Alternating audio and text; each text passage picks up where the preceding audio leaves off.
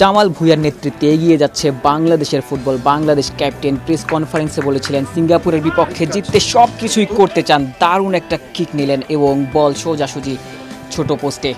জামাল ভুঁইয়া আগামীকালকের ম্যাচে থাকবেন কিনা সেটি এখনও নিশ্চিত নয়। আজকের এই প্র্যাকটিস সেশনের পরেই কিন্তু জানা যাবে জামাল ভুঁইয়া কালকের ম্যাচে শুরু করবেন কিনা।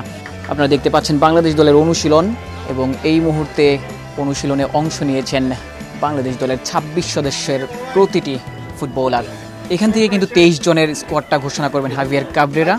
বাংলাদেশ দল কেমন অনুশীলন করছে সেটি আপনাদের দেখানোর চেষ্টা করছি। আগামীকালকের ম্যাচে সমিত সোম তিনি অভিষেক করবেন এমনটাই ধারণা করা হচ্ছে এবং এই মুহূর্তে দেখতে পাচ্ছেন রাকিব, যিনি রাইট উইংয়ে দুর্দান্ত ফুটবল খেলেন, আগের ম্যাচটাতে স্ট্রাইকিং পজিশনে ছিলেন।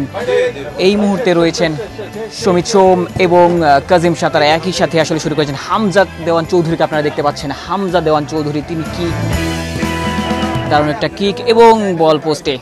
হামজা দেওয়ান চৌধুরীকে আপনারা দেখতে পাচ্ছেন দর্শক। হামজা চৌধুরী আরও একবার স্কোর লাইনে নাম উঠাতে পারবেন কিনা, আরও একবার বাংলাদেশের দর্শকদের আনন্দে ভাসাতে পারবেন কিনা, আরও একবার এই জাতীয় স্টেডিয়ামকে স্মরণীয় করে রাখতে পারবেন কিনা সেটি এখন দেখার বিষয়। আগামীকাল 10ই জুন হামজা দেওয়ান চৌধুরীরা মাঠে নামবেন সিঙ্গাপুরের বিপক্ষে এফসি এশিয়ান কাপ কোয়ালিফায়ারের ম্যাচ। সেই ম্যাচে বাংলাদেশকে নিশ্চিতভাবে জেতাতে চাইবেন হামজা চৌধুরীরা। দেখতে পাচ্ছেন বাংলাদেশ দলের অনুশীলন। এই মুহূর্তে ফামিদুল রয়েছেন, তাজউদ্দিন ছিলেন। বাংলাদেশ দল অনুশীলন করছে এবং জামাল ভুঁইয়াদের আপনারা দেখতে পাচ্ছেন একে একে জুটি বেঁধে তারা কিন্তু প্র্যাকটিসটা করছেন, তারা কিন্তু উপভোগ করছেন। হাভিয়ার কাবরেরার যেই প্ল্যানিং, সেই প্ল্যানিংয়ের অংশ হতে চাইবেন। শুরুর একাদশে আসলে নিজেদের জায়গাটা দেখতে চাইবেন বাংলাদেশ দলের ফুটবলাররা।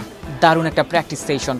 হামজা দেওয়ান চৌধুরী হাসি মুখেই সতীর্থদের সাথে অনুশীলন করছেন।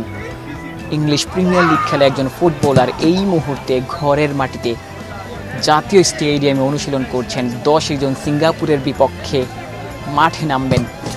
তার তৃতীয় ম্যাচ, দ্বিতীয় ম্যাচে দারুণ একটা গোল পেয়েছেন। তার দিকেই তাকিয়ে থাকবে গোটা বাংলাদেশ। বাংলাদেশের দর্শকরা নিশ্চিতভাবে আগামীকাল টিভি পর্দায় চোখ রাখবেন, কিংবা যারা স্টেডিয়ামে আসতে পারবেন তারা কিন্তু জয় দেখতে চাইবেন।